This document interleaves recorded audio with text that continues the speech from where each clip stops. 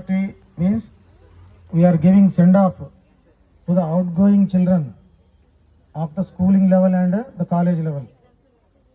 Why we are giving send off to only 10th class? Why we are not giving send off to 9th class? That means 10th class is the main. 10th class is the first step to complete the first step in our life.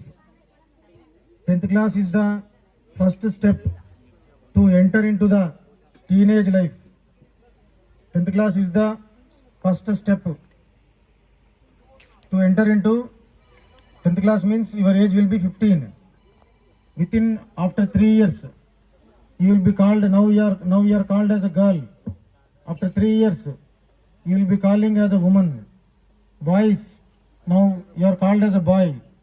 After 3 years you are called as a man. So you are entering into the second stage of your life, that is 10th class, after 10th class.